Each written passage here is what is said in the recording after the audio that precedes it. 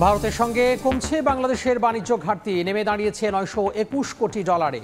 পণ্য রফতানি বাড়িয়ে আরও নামানোর তাগিদ ব্যবসায়ীদের। বিলিয়ন ডলার পার করেছে সমুদ্রগামী বাংলাদেশি জাহাজের বাণিজ্য। বছরে সাশ্রয় 20,000 কোটি টাকা।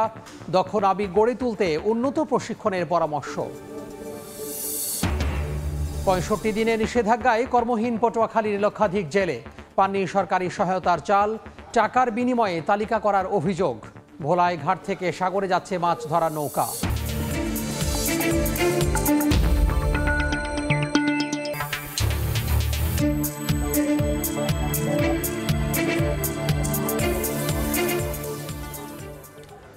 দেখছিলেন শিরোনাম। আমন্ত্রণ জানাচ্ছি দেশ ও দেশের বাইরের অর্থ বাণিজ্যের নানা খবর নিয়ে আমাদের নিয়মিত আয়োজন এ সময়ের বাণিজ্যে। আর আপনাদের সঙ্গে আছি আমি তোহা খান তামিম। ভারতের সঙ্গে কমছে বাংলাদেশের বাণিজ্য ঘাটতি। দেশটির বাণিজ্য ও শিল্প মন্ত্রণালয় তথ্য দিচ্ছে। এই বার্তা বলছে 2021-22 অর্থ বছরে 1,417 কোটি 84 লাখ ডলারের বাণিজ্য ঘাটতি কমে 2023-24-এ দাঁড়িয়েছে 921 কোটি ডলারে। ভারতে রফতানি বাড়িয়ে ঘাটতি আরও নামানোর তাগিদ ব্যবসায়ীদের। বাংলাদেশের অন্যতম বাণিজ্য অংশীদার প্রতিবেশী দেশ ভারত। অবশ্য দেশটিতে যে পরিমাণ পণ্য রফতানি করে বাংলাদেশ, আমদানি করা হয় তার কয়েক গুণ বেশি। ফলে বরাবরই ভারতের সঙ্গে বড় বাণিজ্য ঘাটতিতে থাকে বাংলাদেশ। ভারতে অর্থবছর হিসাব করা হয় এপ্রিল থেকে পরবর্তী মার্চ পর্যন্ত। ভারতের বাণিজ্য ও শিল্প মন্ত্রণালয়ের তথ্য বলছে 2021-22 অর্থ বছরে বাংলাদেশে 1,615 কোটি 63 লাখ ডলার মূল্যের পণ্য রফতানি করেছে দেশটি, যা 2022-23 অর্থ বছরে 24.39% কমে নামে 1,221 কোটি 59 লাখ ডলারে। আর 2023-24 অর্থ বছরে আরও 9.45% কমে নামে 1,106 কোটি 12 লাখ ডলারে। অন্যদিকে বৈশ্বিক বিভিন্ন চ্যালেঞ্জের মধ্যেও ভারতের সঙ্গে রফতানি বাণিজ্যে সুদিন দেখে বাংলাদেশ। 2022-23 অর্থ বছরে প্রথমবারের মতো ভারতে বাংলাদেশের রফতানি 200 কোটি ডলার ছাড়িয়ে যায়। অবশ্য 2023-24 অর্থ বছরে যুদ্ধ বিঘ্নিত বৈশ্বিক পরিস্থিতিতে খানিকটা ছন্দপতন ঘটে। রফতানি দ্বারা 184 কোটি 46 লাখ ডলারে। অবশ্যই পরিসংখ্যানে লুকিয়ে আছে অন্য এক বার্তা। ভারতের সঙ্গে কমছে বাংলাদেশের বাণিজ্য ঘাটতি। 2021-22 অর্থ বছরে বাণিজ্য ঘাটতি ছিল 1,417 কোটি 84 লাখ ডলার। পরের বছর তা কমে দাঁড়ায় 1,000 কোটি ডলারের কিছু বেশি। আর 2023-24-এ তা কমে দাঁড়ায় 921 কোটি ডলারে। এমন প্রেক্ষাপটে রফতানি বাড়িয়ে বাণিজ্য ঘাটতি আরও নামিয়ে আনার তাগিদ ব্যবসায়ী নেতাদের। আমাদের ট্রেড ভলিউমটা কমে গেছে। এই ভলিউমটা কমার পিছনে আসলে কিন্তু এটা আমাদের দেশের একটা স্ট্র্যাটেজি ছিল না। আমার ইম্পোর্ট অ্যান্ড এক্সপোর্ট দুটোই কমেছে। ইট ডাজ নট মিন যে আমার এক্সপোর্ট ভালো হয়েছে বা আমাদের যে বলি যে ব্যবসার যে সামঞ্জস্য, ব্যালেন্স অফ ট্রেড, এইটাতে আমরা বেটার হয়েছে তা না। আসলে একমাত্র ওয়ে হচ্ছে টু এক্সপোর্ট মোর। তথ্য বিশ্লেষণে দেখা যায় ভারত থেকে আমদানির তালিকার শীর্ষে রয়েছে তুলা, জ্বালানি তেল, বিটুমিন ও অন্যান্য খনিজ পদার্থ, রেল ও ইঞ্জিনের বিভিন্ন যন্ত্রাংশ এবং পারমাণবিক বিদ্যুৎ কেন্দ্রের যন্ত্রপাতি। অন্যদিকে ভারতের রফতানি তালিকার শীর্ষে রয়েছে তৈরি পোশাক, সুতা ও অন্যান্য টেক্সটাইল পণ্য। ইয়ানুর শিফাত, সময় সংবাদ, ঢাকা। আন্তর্জাতিক মুদ্রা তহবিল IMF-এর নির্বাহী পরিষদের বৈঠকে বাংলাদেশের জন্য ঋণের তৃতীয় কিস্তির অর্থ ছাড়ের প্রস্তাবটি আজ উপস্থাপন করা হবে। বাংলাদেশ সময় সোমবার রাত 9:30টায় ওয়াশিংটনে IMF-এর সদর দফতরে এ বৈঠক অনুষ্ঠিত হবে। বৈঠকে বাংলাদেশের ঋণের অর্থ ছাড় করার প্রস্তাবটি চূড়ান্ত অনুমোদন মিলতে পারে বলে জানা গেছে।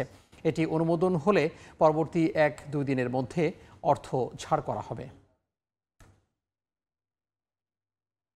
চলতি মাসের প্রথম 21 দিনে দেশে রেমিটেন্স এসেছে 191 কোটি 43 লাখ 70 হাজার মার্কিন ডলার।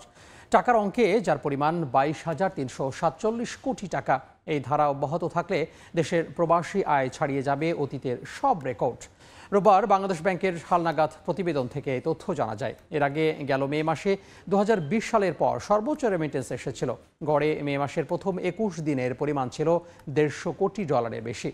তার আগে এপ্রিল, মার্চ, ফেব্রুয়ারি ও জানুয়ারির প্রথম 21 দিনে দেশে রেমিটেন্স এসেছিল যথাক্রমে 135 কোটি 87 লাখ, 135 কোটি 3 লাখ, 150 কোটি 36 লাখ ও 142 কোটি 59 লাখ মার্কিন ডলার।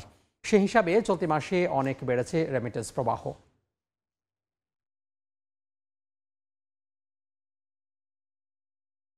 নতুন যোগ দেয়া প্রবেশনী কর্মকর্তাদের ওরিয়েন্টেশন প্রোগ্রামের আয়োজন করেছে ইসলামী bank training and research academy IBTRA। এই উপলক্ষে রোববার রাজধানীর মতিঝিলে ইসলামী ব্যাংক টাওয়ারে দিনব্যাপী অনুষ্ঠানের আয়োজন করা হয়। অনুষ্ঠানের উদ্বোধন করেন ব্যাংকটির ব্যবস্থাপনা পরিচালক মোহাম্মদ মনির মাওলা। অংশ নেন 200 প্রবেশনারী কর্মকর্তা। এ সময় উপস্থিত ছিলেন অতিরিক্ত ব্যবস্থাপনা পরিচালক মোহাম্মদ কায়সার আলী ও JQM হাবিবুল্লাহ, উপব্যবস্থাপনা পরিচালক মিফতাহ উদ্দিন সহ ব্যাংকটির ঊর্ধ্বতন কর্মকর্তারা। দেখছেন এ সময়ের বাণিজ্য।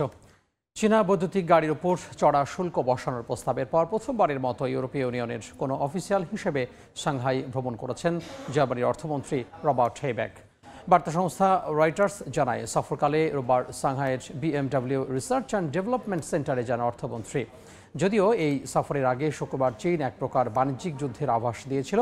সফরের ফলে দুদেশের অর্থনৈতিক সম্পর্কের টানাপোড়েন কাটিয়ে ওঠার এক সম্ভাবনার সৃষ্টি হয়েছে বলে ধারণা করা হচ্ছে। এর আগে স্থানীয় গাড়ি উৎপাদনকারীদের রক্ষায় চীনা বৈদ্যুতিক গাড়ির ওপর অতিরিক্ত 38% পর্যন্ত শুল্ক আরোপের পরিকল্পনার কথা জানিয়েছিল ইউরোপীয় ইউনিয়ন। তবে সফরকালে জার্মান অর্থমন্ত্রী জানান, এক্ষেত্রে আগামী নভেম্বর পর্যন্ত সংলাপের সুযোগ রয়েছে উভয় দেশের মধ্যে।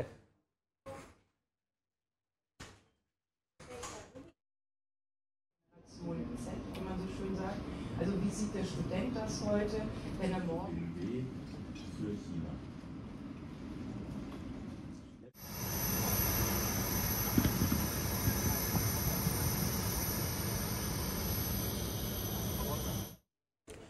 রাজধানীর ওসমানী স্মৃতি মিলনায়তনে মাধ্যমিক থেকে স্নাতক ও সমমান পর্যায়ের শিক্ষার্থীদের মধ্যে উপবৃত্তি ও টিউশন ফি বিতরণ কার্যক্রম উদ্বোধনী অনুষ্ঠানে বক্তব্য রাখছেন প্রধানমন্ত্রী শেখ হাসিনা।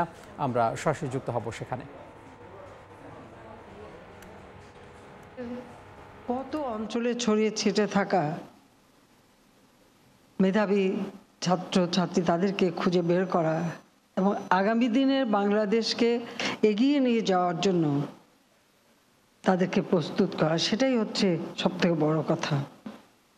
আজকের এই অনুষ্ঠানে সভাপতি এবং প্রিয় সহকর্মীবৃন্দ এবং উপস্থিত আমাদের ছাত্রছাত্রী, অভিভাবক, তাদের শিক্ষক বৃন্দ সহ সমগ্র যারা সুধীমণ্ডলী আছেন, সবাইকে আমি আন্তরিক স্বাগত জানাই।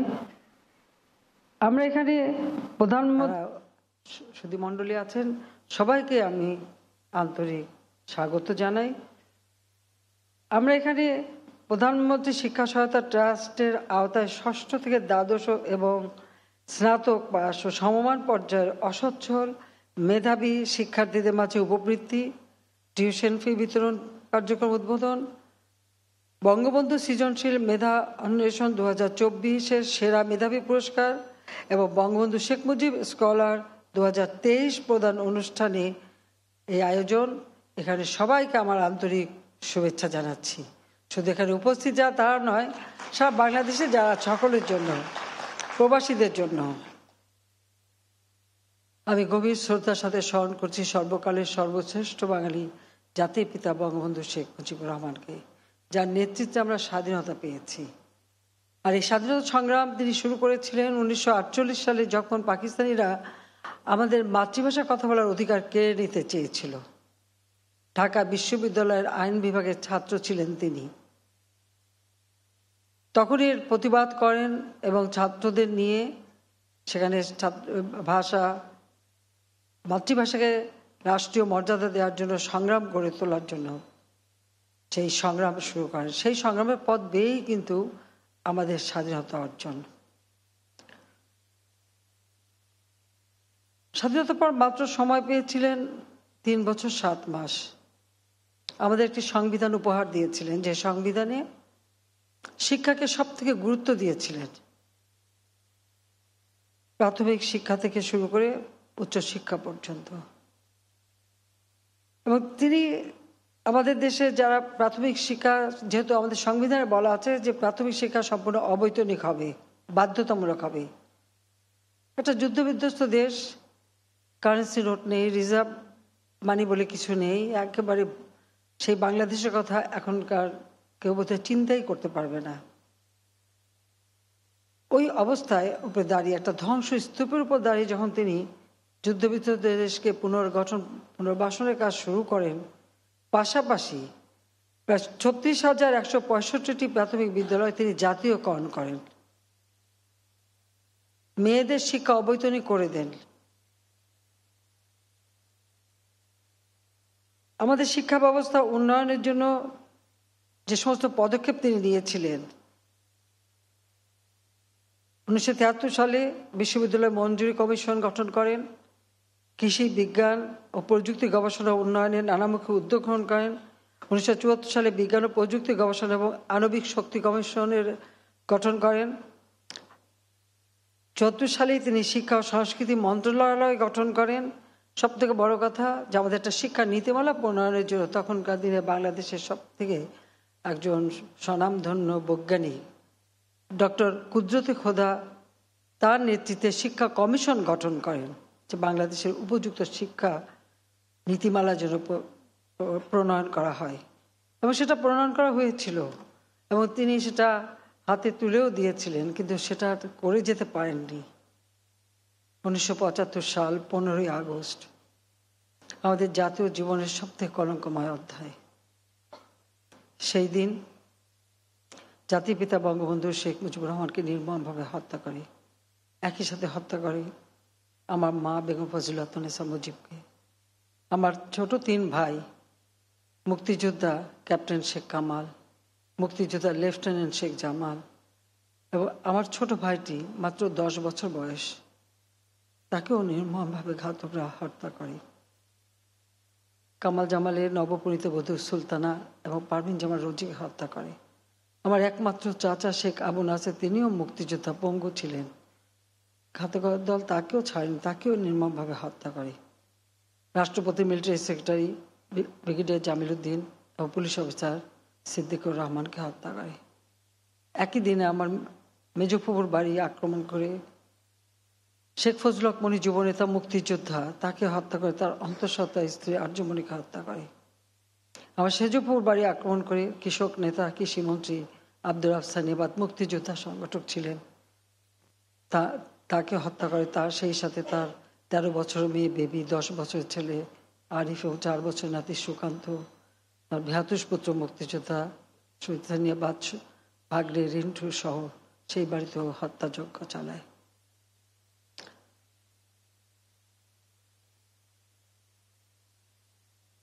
আমার ছোট বোন আর আমি তখন বিদেশে ছিলাম।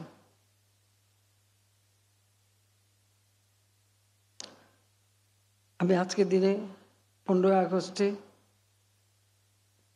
যারা শাহাদাত বরণ করেছেন, জাতির পিতা বঙ্গবন্ধু শেখ মুজিবুর রহমান, আমার মা বেগম ফজিলাতুন্নেসা মুজিব সহ, আমি তাদের আত্মার মাগফিরাত কামনা করি। এরপরই ঢাকা কেন্দ্রীয় কারাগারে 3 নভেম্বর জাতীয় 4 নেতাকে হত্যা করা হয়, যারা বঙ্গবন্ধু শেখ মুজিবের নির্দেশে মুক্তিযুদ্ধ পরিচালনা করেছিলেন। বাংলাদেশের গণহত্যা এবং 30 লক্ষ শহীদ জীবন দিয়েছে আমাদের স্বাধীনতার জন্য। মা বোনেরা লাঞ্ছিত হয়েছে হানাদার পাকিস্তানিদের হাতে। জাতির পিতা বঙ্গবন্ধু শেখ মুজিবের নির্দেশে যুদ্ধ পরিচালনা করে আমরা বিজয় অর্জন করি 16ই ডিসেম্বর। 26শে মার্চ জাতির পিতা বঙ্গবন্ধু শেখ মুজিব যখন স্বাধীনতার ঘোষণা দেন, তারপরই তাকে গ্রেপ্তার করা হয়, নিয়ে যাওয়া হয় অজ্ঞাত স্থানে পাকিস্তানের কারাগারে। কিন্তু পাকিস্তানিরা যখন পরাজিত হয় এবং বিশ্ব জনমতের চাপে পাকিস্তানের সেই ইহাইয়া সরকারের পতন হয়, নতুন সরকার আসে, তারা বঙ্গবন্ধুকে মুক্তি দিতে বাধ্য হয়।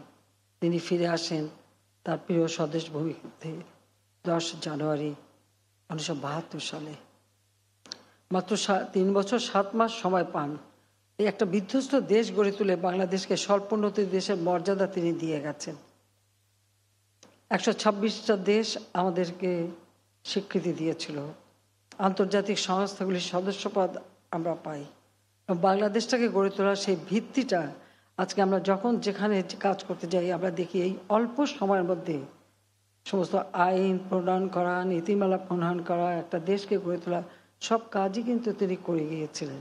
কিন্তু আমাদের দুর্ভাগ্য যে 1975 সালের 15ই আগস্টে জাতির পিতাকে হত্যা করে, সংবিধান লঙ্ঘন করে, অবৈধভাবে যারা একের পর এক ক্ষমতা দখল করেছিল, তারা বাংলাদেশকে আর সামনের দিকে এগিয়ে নেওয়া যাওয়ার চেষ্টা করেনি, বা শিক্ষার দিকে। কারণ একটা যুদ্ধ বিধ্বস্ত দেশ যখন তিনি গড়ে তোলেন, সেই সময় যেখানে যুদ্ধকালীন সময় কোনো খাদ্য উৎপাদন হয়নি এবং কোনো খাদ্য ছিল না, কারণ তারা পাকিস্তানিরা এমনভাবে সারা দেশে গণহত্যা এবং অগ্নিসংযোগ চালিয়েছিল, গোলা ভরা সমস্ত ধান সব কিছু পুড়িয়ে দিয়েছিল। ওই অবস্থার মধ্যেও স্কুল কলেজ বা ধ্বংসপ্রাপ্ত ছিল, সেগুলি যখন পুনর্বাসন পুনর্গঠন করেন, সেই সাথে সাথে স্কুল কলেজ বিশ্ববিদ্যালয় পর্যন্ত বিনামূল্যে বই বিতরণ, কাপড় চোপড় কিনে দেওয়া, খাতা পেন্সিল কিনে দেওয়া, সমস্ত কিছু কিন্তু তখন বিনামূল্যে বঙ্গবন্ধু শেখ মুজিব বিতরণ করেছিলেন। ভাবতে অবাক লাগে যে তিনি কিভাবে এই কাজগুলি করলেন। যাক, আমরা তারই পদাঙ্ক অনুসরণ করেই আমাদের পথ চলা। আমরা সেই থেকে চেষ্টা করেছি, যখনই প্রায় 21 বছর পর প্রথম সরকারে আসি, তখনই আমাদের প্রচেষ্টা ছিল যে আমরা দেশের শিক্ষা ব্যবস্থাকে আরো উন্নত করব। কারণ আমি এসে দেখেছি বিশ্ববিদ্যালয় থেকে শুরু করে শিক্ষা প্রতিষ্ঠানে অস্ত্রের ঝনঝনানি, বোমাবাজি। আমার অনেক বন্ধু বান্ধব ঢাকা বিশ্ববিদ্যালয়ের শিক্ষক ছিল, ওরা বলতো আমাদের প্রতি রাতে বোমা আর গুলির আওয়াজ শুনেই ঘুম পড়া অভ্যেস হয়ে গেছে, ওগুলো না শুনলেই যেন আমাদের ঘুম আসে না। সেশন জট ছিল 6 থেকে 7 বছর পর্যন্ত। আর শিক্ষা পদ্ধতি সেই মান্ধাতার আমলের, যা আমরা অনেকগুলি পদক্ষেপ নেই। আমাদের শিক্ষা কারিকুলামগুলি আমরা উন্নত করি, সেমিস্টার সিস্টেম সেটাও আমরা করে দিই, গ্রেডে যে রেজাল্ট গ্রেডিংয়ের সিস্টেম সেটাও আমরা করে দিই। এভাবে আমরা অনেকগুলি, এবং আমরা একটা শিক্ষা কমিশন গঠন করে শিক্ষা নীতিমালাও প্রণয়ন করি। তো 5 বছর সময় খুব বেশি কাজ করার সুযোগ না থাকলেও আমরা এরই মধ্যে বিজ্ঞান প্রযুক্তি শিক্ষাকে গুরুত্ব দেই। কম্পিউটার তখন কেউ ব্যবহার করতো না, ফোন সবই অ্যানালগ ছিল, কোনো ডিজিটাল ফোনও ছিল না। আমরা সমস্ত টেলিফোন সিস্টেমটাকে ডিজিটালাইজ করি এবং কম্পিউটার শিক্ষার জন্য সুযোগ সৃষ্টি করে দিই। ঢাকা বিশ্ববিদ্যালয়ে মনে আছে মাত্র 2-3টা কম্পিউটার দিয়েই প্রথম যাত্রা শুরু হয়, কিন্তু আমাদের ছেলেমেয়েরা যাতে শিখতে পারে তার ব্যবস্থা আমরা নিয়েছি। তাছাড়া 12টা বিজ্ঞান প্রযুক্তি বিশ্ববিদ্যালয়ে তার আইন আমরা পাশ করে সেগুলি আমরা নির্মাণ কাজ শুরু করি। গবেষণায় আমাদের কোনো বরাদ্দ ছিল না, অর্থাৎ 75-এর পর থেকে যারা ক্ষমতা এসেছিল তারা কখনো বরাদ্দ দেয়নি। আমরা প্রথম প্রথম বাজেট আমরা দিয়েছিলাম খুব অল্প সময়ের মধ্যে, তখনই আমরা বাজেটে টাকা দিয়ে দিই গবেষণার উপর। পরবর্তীতে যখন আমরা পূর্ণাঙ্গ বাজেট দিই, সেখানে 100 কোটি টাকা থোক বরাদ্দ দিয়েছিলাম। সেটা ছিল আমাদের কম্পিউটার অর্থাৎ প্রযুক্তি শিক্ষা এবং গবেষণা, এটার যাতে প্রসার ঘটে সেদিকে লক্ষ্য করে আলাদাভাবে আমরা সেই বাজেট দিয়ে আমরা কাজ শুরু করি। প্রথম মেডিকেল বিশ্ববিদ্যালয় প্রতিষ্ঠা করে দিই। মাত্র একটা আমাদের কৃষি বিশ্ববিদ্যালয় ছিল, আমি আরও কয়েকটি কৃষি বিশ্ববিদ্যালয় করে দিই। সেই সাথে 16টা বেসরকারি বিশ্ববিদ্যালয়, এবং আমরা সেই সাথে নব থিয়েটার প্রতিষ্ঠা, সমুদ্র গবেষণা ইনস্টিটিউট, বায়োটেকনোলজি ইনস্টিটিউট, এই সবগুলি কিন্তু আওয়ামী লীগ সরকার আমলে আমরা শুরু করেছিলাম। কারণ বিজ্ঞান ছাড়া এবং গবেষণা ছাড়া, প্রযুক্তির জ্ঞান ছাড়া একটি দেশ বিশ্বের সাথে তাল মিলিয়ে চলতে পারে না। আর সেদিকে লক্ষ্য রেখে আমরা এই ব্যবস্থা নিই। আমরা জাতীয় বিজ্ঞান ও প্রযুক্তি ফেলোশিপের আওতায় সেই সময় 986 জন শিক্ষার্থী এবং গবেষককে 1,95 লক্ষ টাকা বৃত্তি বা অনুদান দেওয়া শুরু করি। সাথে সাথে আমরা বিনা পয়সায় তো বই দেওয়া, সেটাও আমরা তখন শুরু করেছিলাম। জাতীয় শিক্ষানীতিটা আমরা যেটা করেছিলাম 2001-এ আমি সরকারে আসতে পারিনি, তখন বিএনপি এসে সেটা বাতিল করে দেয়, দিয়ে তারা আবার নতুনভাবে করার একটা উদ্যোগ নিয়েছিল, কিন্তু সেটা আসলে উদ্যোগ না, কোনো নীতিমালা থাক এটাই বোধহয় তারা চায়নি, এই ব্যবস্থাটি তারা নিয়েছিল। দ্বিতীয়বার 2009 সালে যখন সরকার গঠন করি, তখন আমাদের সুযোগ আসে আরও কাজ করার।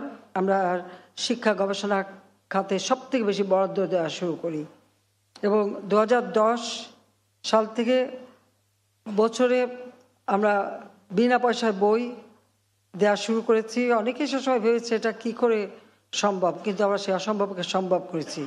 সেই 2010 থেকে 2024 এ পর্যন্ত 464,74,29,883 কপি পাঠ্যপুস্তক বিনামূল্যে আমরা বিতরণ করেছি। সেই সাথে 2010 সালে আমরা থেকে শুরু করি একটা সমন্বিত শিক্ষা নীতি প্রণয়ন করা এবং সেটা আমরা প্রণয়ন করি। ব্যান্সডক আইন 2010, বিজ্ঞান ও প্রযুক্তি উন্নয়ন ট্রাস্ট আইন 2011, সমুদ্র গবেষণা ইনস্টিটিউট 2015, বিজ্ঞান ও শিল্প গবেষণা পরিষদ 2018, বাংলাদেশ উচ্চশিক্ষার কৌশলী পরিকল্পনা 2018 থেকে 2030, সেটা আমরা নীতিমালা প্রণয়ন করেছি এবং লার্নিং বাই ডুইং নীতির আলোকে জাতীয় শিক্ষাক্রম রূপরেখা 2021 তাও আমরা বাস্তবায়ন শুরু করেছি। পাশাপাশি আমাদের ঘরে বসে, কারণ কম্পিউটার সকলের হাতে, মোবাইল ফোন সকলের হাতে, broadband, submarine cable, Bangabandhu satellite আমরা উৎক্ষেপণ করে এই সুযোগটা একেবারে দ্বীপ অঞ্চল পর্যন্ত ছড়িয়ে দিয়েছি। সেই সাথে বিদ্যুৎ উৎপাদন করে আজকে শতভাগ বিদ্যুৎ দিতে পেরেছি। পাশাপাশি আমাদের ছেলে মেয়েদের শিক্ষা দেওয়া এবং লার্নিং অ্যান্ড আর্নিং, মানে শিক্ষা গ্রহণ করে যেহেতু উপার্জন করতে পারি, সেই সুযোগটা আমরা সৃষ্টি করে দিয়েছি। আমরা ফ্রিল্যান্সিং এর উপরে শিক্ষা দিয়ে অনেকে কাজের ফাঁকে ফাঁকে অর্থ উপার্জন করতে পারে, বিদেশ থেকে অর্থ উপার্জন করতে পারে। একসময় এটাকে গুরুত্ব দেওয়া হতো না, সেই জন্য তাদের রেজিস্ট্রেশন এবং সার্টিফিকেট দিয়ে, এটাও যে একটা গুরুত্বপূর্ণ কাজ, সেটাও আমরা স্বীকৃতি দিয়ে সে ব্যবস্থা আমরা নিয়েছি। আমরা প্রতি উপজেলায় একটি করে কলেজ, একটি করে স্কুল নতুনভাবে সরকারিকরণ করে দেই। এর ফলে প্রায় 371টি কলেজ এবং 359টি স্কুল সরকারিকরণ করেছি, কারণ এসব জায়গায় সরকারি স্কুল কলেজ ছিল না। যেখানে ছিল সেখানে করিনি, কিন্তু যেখানে ছিল না সেখানে আমরা করে দিয়েছি। আমরা মাধ্যমিক উচ্চ শিক্ষা বিভাগের আওতাধীন 5,653টি বেসরকারি শিক্ষা প্রতিষ্ঠানকে এমপিওভুক্ত করেছি। অপরদিকে কারিগরি মাদ্রাসা শিক্ষা বিভাগের পর এ পর্যন্ত 1,710টি শিক্ষা প্রতিষ্ঠান এমপিওভুক্ত করা হয়েছে, কারণ কারিগরি ও মাদ্রাসা শিক্ষাকে আমরা অবহেলা করিনি। আমরা কওমি শিক্ষার তাদের সনদের স্বীকৃতি দিয়েছি, আইন করে দিয়েছি এবং নতুন এমপিওভুক্ত শিক্ষা প্রতিষ্ঠানের শিক্ষক ও কর্মচারীদের বেতন ভাতা এবং তাদের সব ধরনের বরাদ্দ প্রদান করা এবং তাদের উন্নত করা সেই ব্যবস্থা করেছি। শিক্ষকদেরও প্রশিক্ষণের ব্যবস্থা করে দিয়েছি।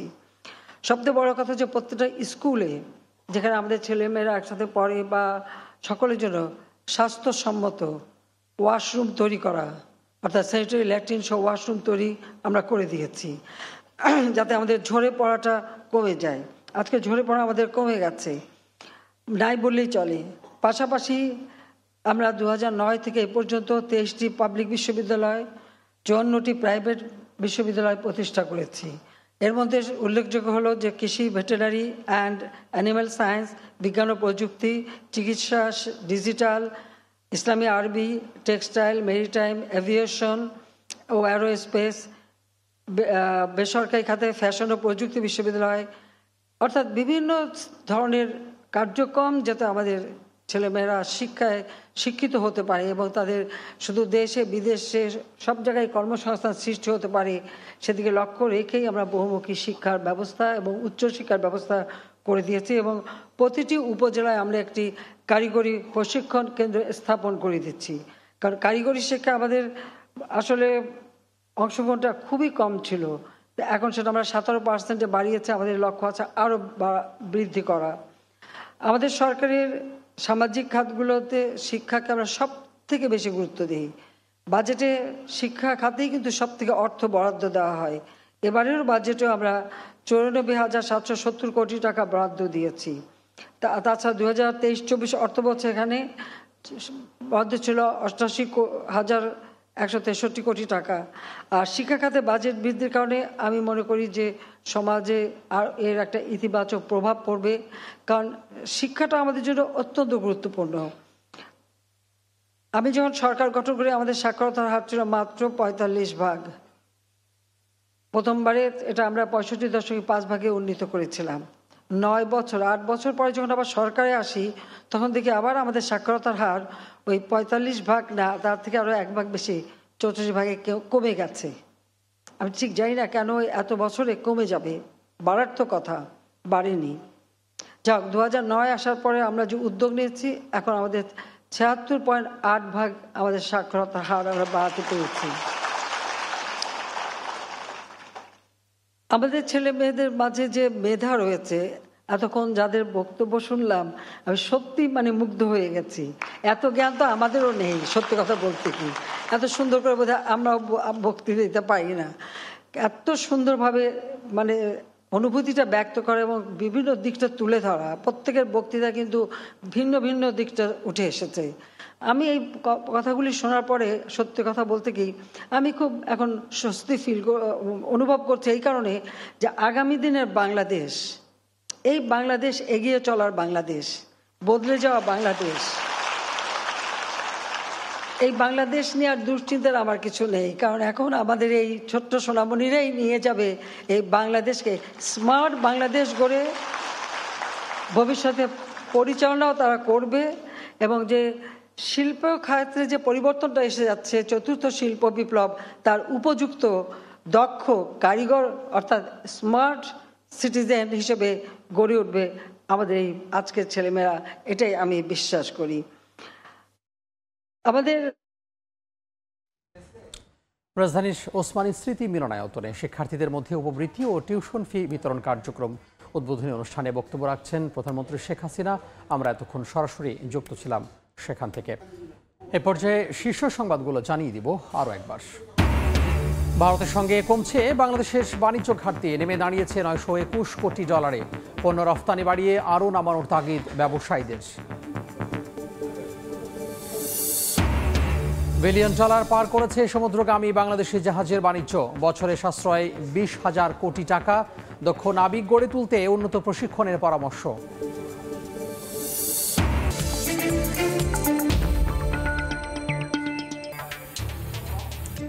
এই ছিল এই সময়ের বাণিজ্যে।